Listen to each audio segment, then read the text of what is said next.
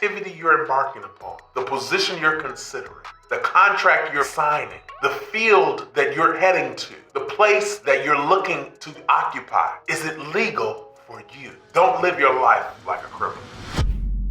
Hey there, welcome back to another episode. I am so glad you chose to join me once again. Listen, if this is your first time here visiting the channel, welcome. If you are a returning guest, I am so grateful that you chose to be with us one more time. This is the Cornell Jermaine YouTube channel, and we've been in a series that I've coined the Serve series. And there have been 2 episodes prior to this one that I think you need to go check out. The first one is The Way to Great, and the second one is Who is Your Master? Go back, check both of those episodes out. We want to pose another question to you now. We're talking from the framework of service, a life of service. And this question we want to pose today is it legal? Why your life might be criminal. I know this sounds a little bit abrasive to many people, but listen, we're gonna help you understand exactly what we're talking about here. But when we talk about service, we see it across many sectors of society, and we see it in many, even our professions. Listen, we have different titles like customer service representative. This is one who's servicing customers. Public service worker, one who's committed to serving the community. Armed services, one who's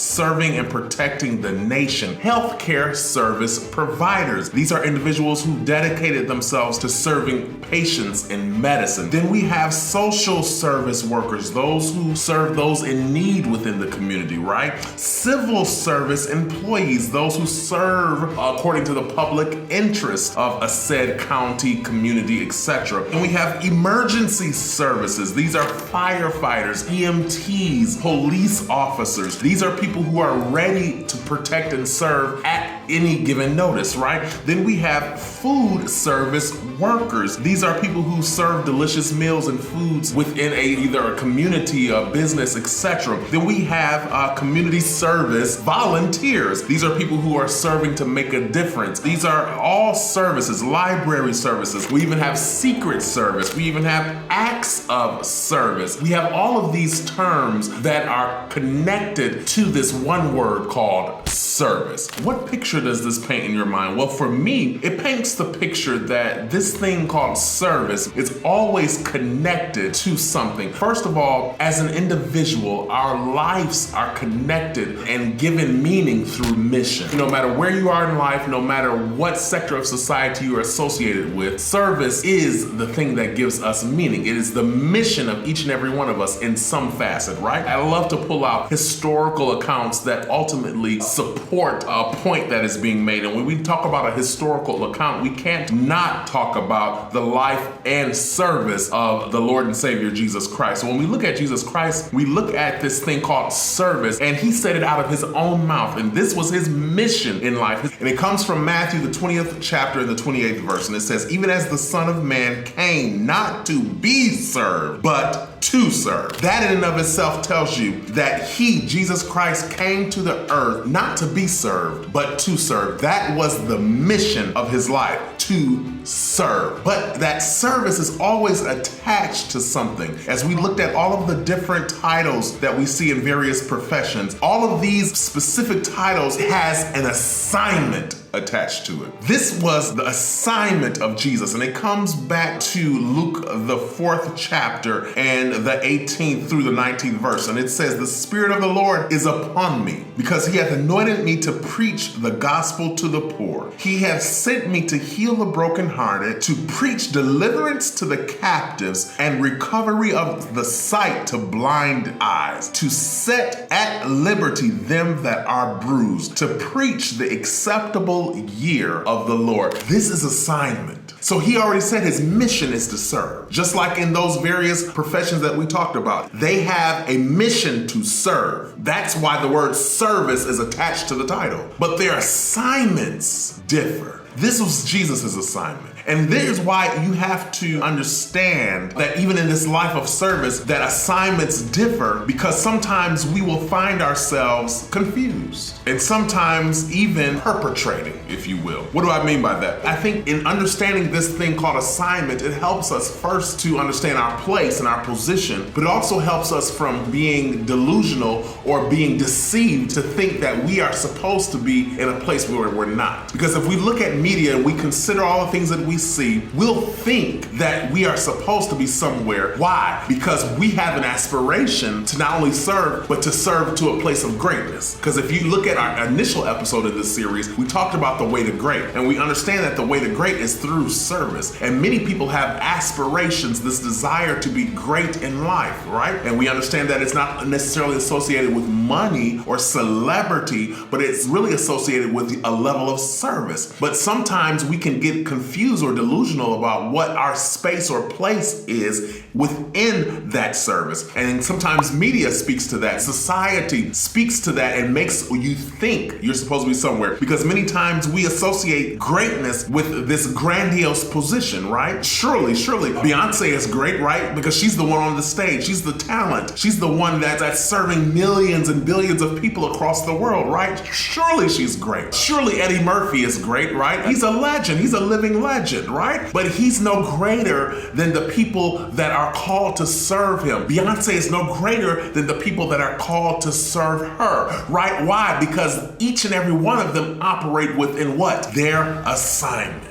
And understanding how to serve in your assignment is very crucial, because otherwise you'll be left to think that you're in the right place when you're really in the wrong spot. Because when you try to become or to do as you see or think someone else is and think they're in the right spot, thinking that you mimicking or imitating them is the way to greatness, you often find yourself delusional and confused and oftentimes not seeing the fullness of your potential manifested. Very simple. Greatness has nothing to do with position. It's about the level of effort and intensity of care that you put into the role or position you've been assigned. This is something I want you to catch. I'm going to say it again. Greatness has nothing to do with position. It's about the level of effort and intensity of care that you put into a role or position you've been assigned.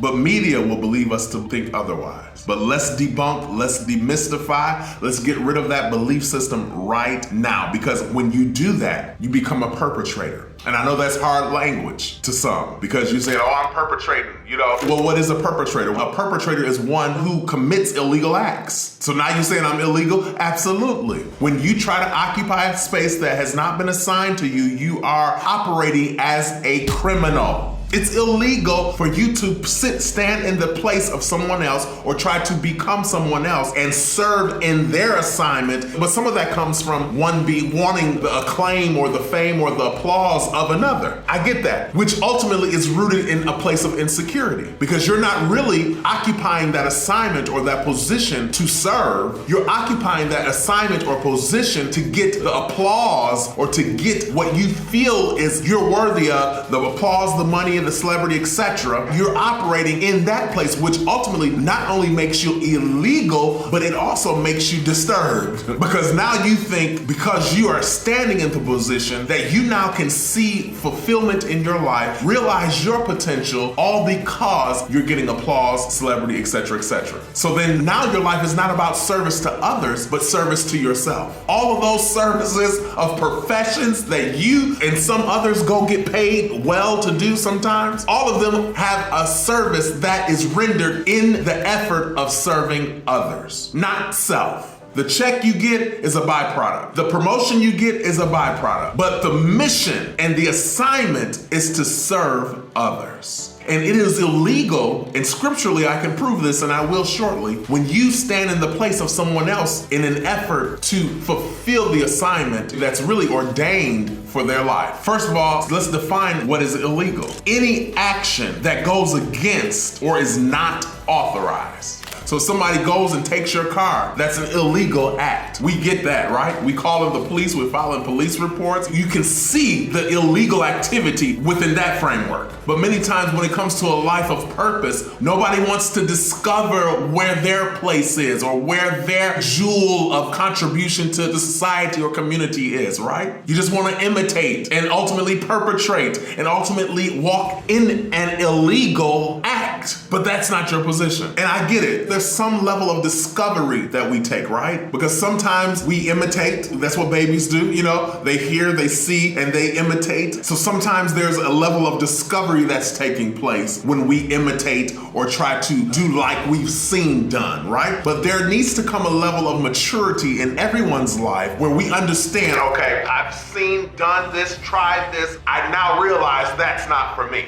It's the people who see, do, and try and don't come to the realization and the understanding that this ain't for me. I need to be doing something else. That's their assignment. This is mine. It's those people that continue and try and do and continue to do that now you have been rendered illegal in your activity. Because now you know that it's not for you, but you're going to continue anyway. Why? Because it brings you whatever it brings you. It's illegal. And here I'll prove it. Psalms 1. Blessed is the man that walketh not in the counsel of the ungodly, nor standeth in the way of sinners, nor sitteth in the seat of the scornful. But his delight is in the law of the Lord, and in his law doth he meditate day and night. And he shall be like a tree planted by the rivers of water, that bringeth forth his fruit in his season, and his leaf also shall not wither, and whatsoever he doeth shall prosper. We have these various indications that tell you what it's like to be planted in the place of assignment that is for you and what it's like to not, right? He shall be like a tree planted by the rivers of water. That means life and everything you need is flowing where you are when you're planted in the right spot, right? And his tree shall bring forth fruit in his season, and whatsoever he does shall prosper. Why? Because he's planted in the place of assignment and serving in the place of assignment for his life. What does this mean for the opposite? It could mean that you haven't walked in your season because you're planted in another man's position trying to bear another man's fruit. And what that looks like, it's you just taking your cues from everybody else. What are they doing? What's hot now? What's trending? I'm gonna do that. Some stuff is not your assignment. Even if it's trending, if it's not in alignment with your assignment,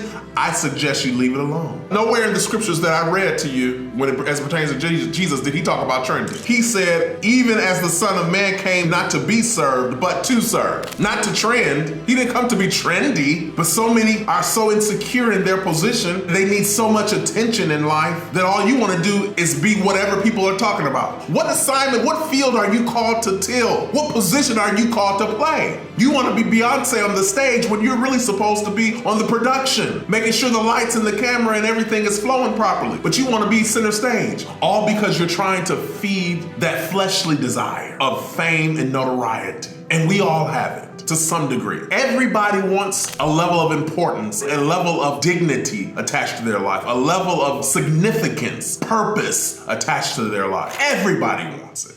Everybody wants to know that they mean something to someone or somebody. But how you find true meaning, true purpose, true significance is to find the land, the field, the place of significance for you, the assignment for you. And it's better for you to turn down and say, no, thank you. That's not for me. Than for you to accept something just because it sounds good or it looks good or, oh, I could do that. Not could you do it, are you assigned to do it? And you know how you really do it? By getting in tune with your spirit. I'm talking to people who have some level of spiritual resonance that they can say they at least talk to the Father and they have this desire of being one who hears from God. And I'm not talking about trying to be prophetic. I'm talking about somebody who can just hear from God as it pertains to their own life. And if you're that person, you have a special ability. And that ability is to hear God because he'll check you when you're in those positions. Sometimes they come from just being vulnerable, and sometimes they come from just deliberate attempts to just move in what we feel is right. But he'll check you either way, and he'll tell you, because you'll get ready to sign the document, you'll get ready to accept the offer, and you'll have a check in your spirit that says, that ain't for me. And sometimes this happens even within a position within an industry. Because just because you are a food service provider does not mean you cook everything under the sun. Yeah, you're a food service provider. You provide food for those who didn't need, those who wanted, those who want to buy or purchase, yes. But I don't go to Popeyes for Chinese food. I don't go to the Chinese food restaurant for Italian. All of them are food service providers, but they have a specific assignment.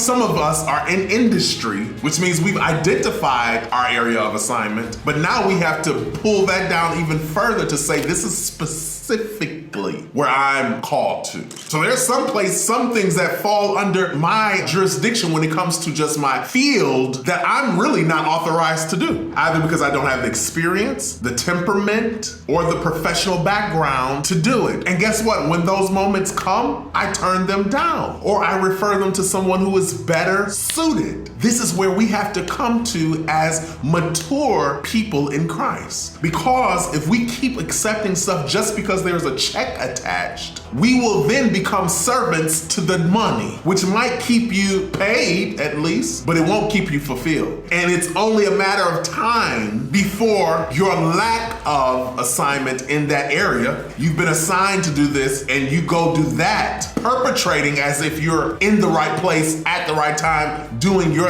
assignment. It's only a matter of time before you get sniffed out, before people somebody writes a rat, somebody out of position, somebody somebody's here illegally. This is what happened to Jonah. That's why he found his dreams and wishes and himself in the belly of a well. He was illegally in that position. He was supposed to be in Nineveh. Let me help you understand. Your mission in life is service. But if that service lacks assignment, then you might as well had not ever been in service to begin with. Because if you find yourself planted in another man's position, doing something that is out of your jurisdiction, out of your sphere of influence, out of your specific God-given purpose, you'll find yourself unfulfilled, ultimately humiliated, and out of the will of the Father for your life. How do you find yourself in the right assignment or position? Take that period to discover. Try it. Because you're not born knowing. Some people are. Some people can have the testimony. Oh, when I was 2 years old, I was singing, and now all of a sudden they're 30, 40 years old and they're world-reclaimed artists and stars traveling the globe, right? Some people have early recognition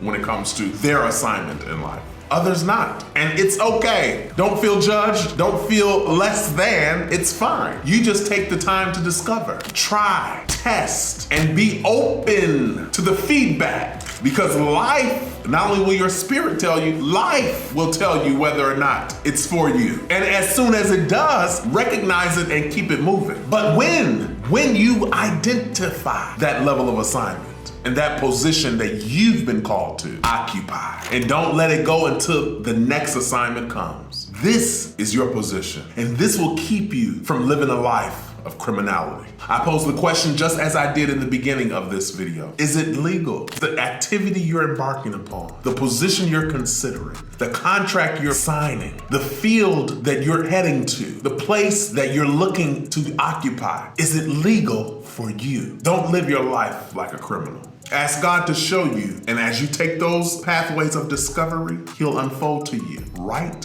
where you're supposed to be. I am Cornell Jermaine. I thank you so much for joining me once again, and I look forward to seeing you back next week, same time, same place. Until then, take care.